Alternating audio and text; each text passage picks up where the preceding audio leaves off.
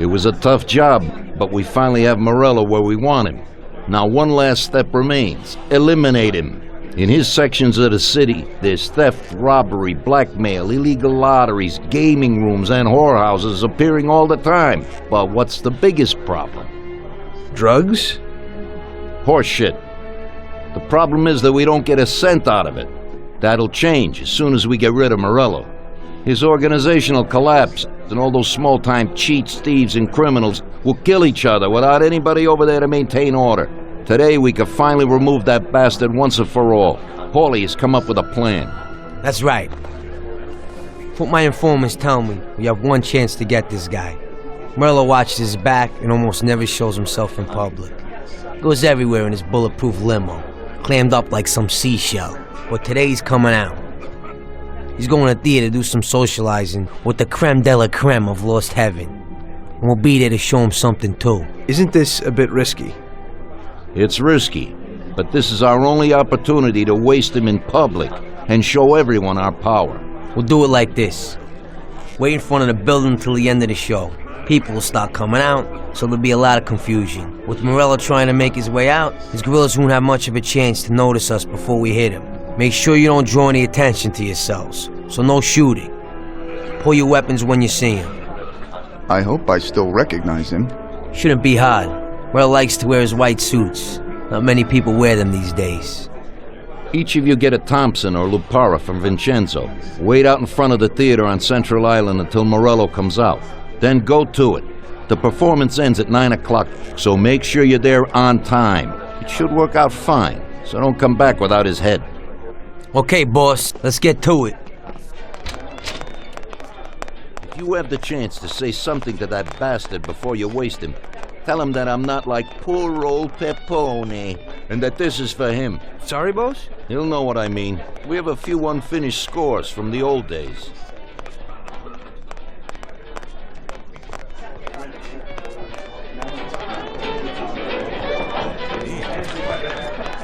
No, Tom, I got my hands full, huh? Sorry, Tom, but I'm really busy right now. We'll have a glass of something late after closing time.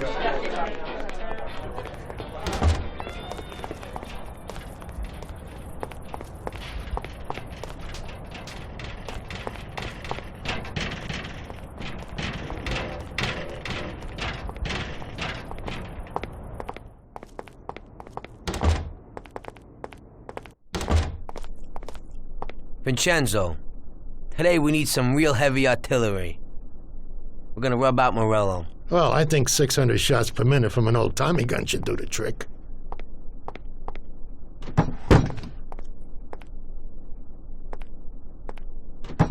At the same time, we could stick to the ancient ways and use a more traditional Sicilian weapon for a job of this size.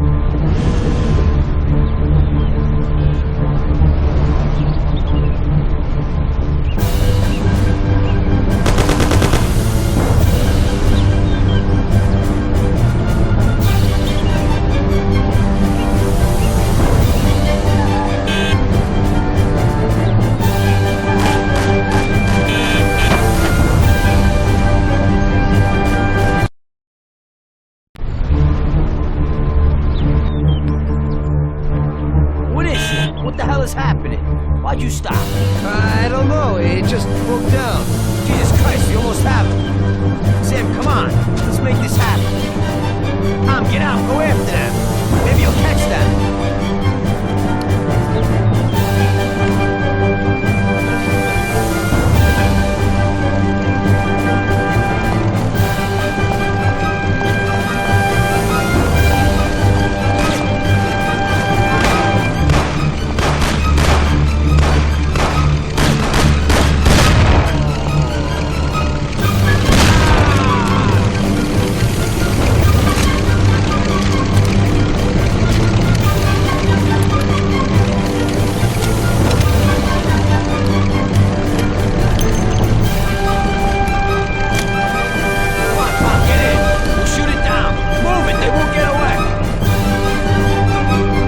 Thompson, you and Sam shoot them.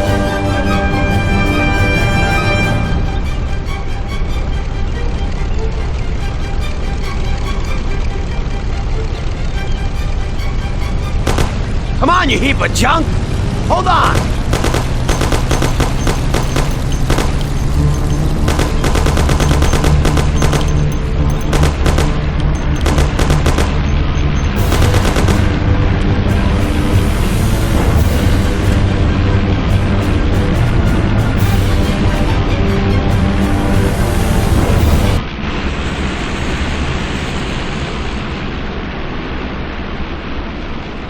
Sam, shoot! Bastards! Kill him, Sam! Damn it, Paulie.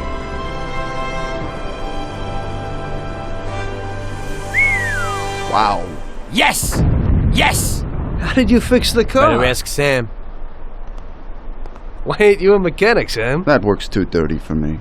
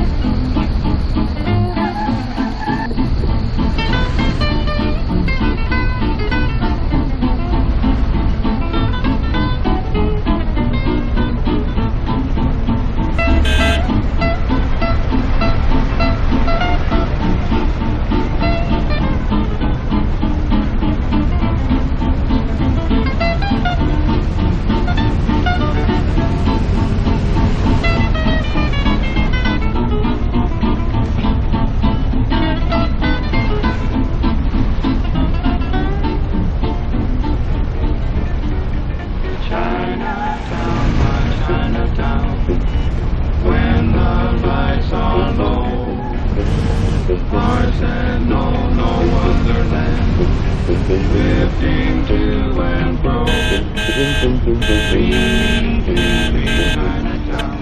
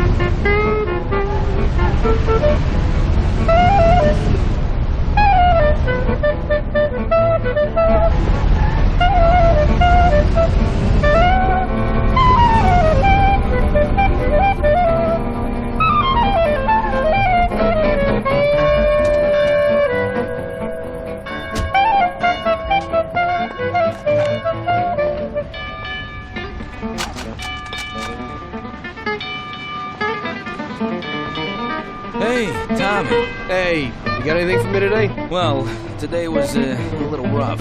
How come? You know, the guys left the car here that was involved in a chase with the cops, and I kind of need to get it out of here fast. Why didn't they dump it themselves? Oh, well, we had a deal worked out with them, but it was meant to be a sure thing, and it didn't work out. They were a little pissed, so they left it here. What's in it for me?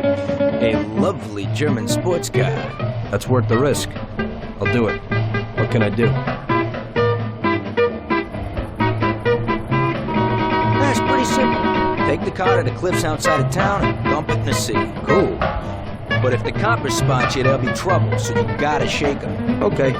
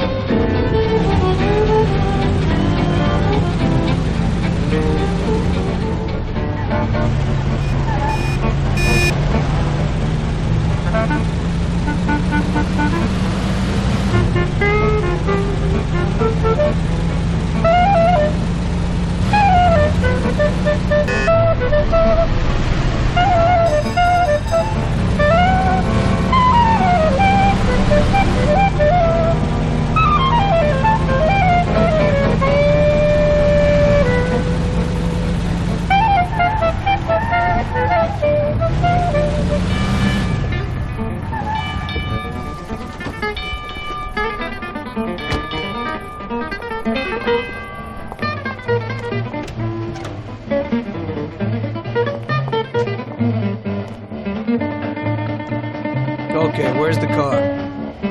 That guy came in for it a while ago and drove off. But he said he was going for dinner at Roy's Grill. It's downtown. It's just a little way from Pepe's restaurant. Hey, if you hurry, you'll still find a car there. What's going on? Today's Customer Appreciation Day?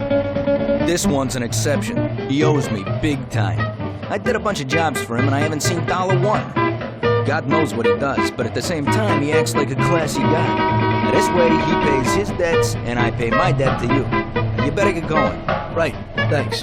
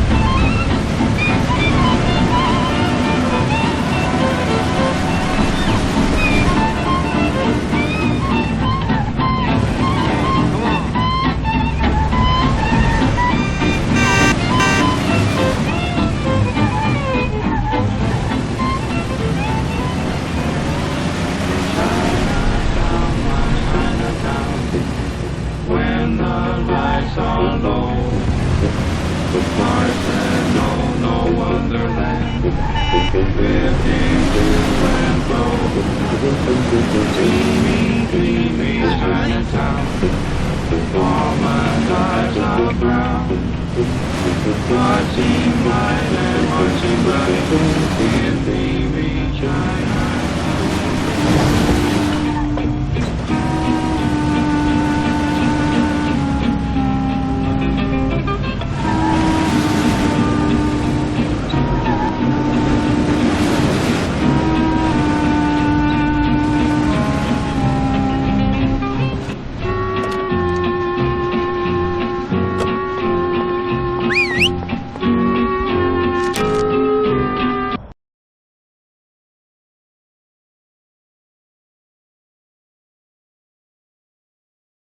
So, you killed Morello. That must have felt good, huh?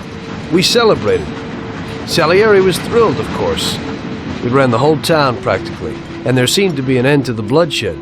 For a while, I felt like a king, until I came to a realization. If a regular guy like me could kill the most powerful man in the city, what good was all his power? Hell, if he hadn't been so powerful, he'd probably still be alive. It seemed to me that no matter how strong someone was, there was always somebody stronger to take them out. So where did that intuitive thought take you? Greediness is bullshit. When you have no money, you think that a few bucks a month will be enough. Then you realize that it wouldn't be bad to have a nice car. You get a great job in some high-up position, but in actuality, you're thinking about going higher. Before you know it, you want to be the President of the United States, and you want to win the war against the Germans. Luckily, that won't happen. Plus, the whole strategy of watching other people's backs has one basic flaw. The whole time you have to watch your own back in case someone else has the same idea. So I thought to myself that maybe I ought to change my priorities a little. Great Bible story. Laugh it up. You know where it got me in the end. This. Who is it? It's from 1920. The old man is Don Pepone. The two younger ones are Salieri and Morello. This photo convinced me that this kind of life is poisonous. Morello and Salieri were friends, and they were both commanders of Pepone's regime. But in the 1920s, they got Don Pepone killed because of some deal. Strangely enough, Salieri still admires the guy now. Afterward, they divided up the city, and each ruled their own part of it. But they started to compete with each other. I ended up being Salieri's instrument of death to kill his best friend, to save him from looking Morello in the eye. It occurred to me that my friends and the people I loved were the same. Someday I'd turn to Paulie and be looking straight down the barrel of a gun. I couldn't be sure of anybody, above or below me. But you were risking your life every day. Being a sharpshooter for the Mafia ain't no bed of roses the way you tell it. It's different when you're living it. When you're full of energy and you're fighting for your life with someone who's like your brother. You're just two soldiers who know what needs to be done. And it all depends on your ability to survive. It's a war. The constant feeling that you can't even trust your best friend is terrible. You are alone, and death can come from anywhere. I'd lie awake at night wondering if the joke my best friend told me was really just a joke, or if I should get prepared for my own execution. A person needs someone he can trust.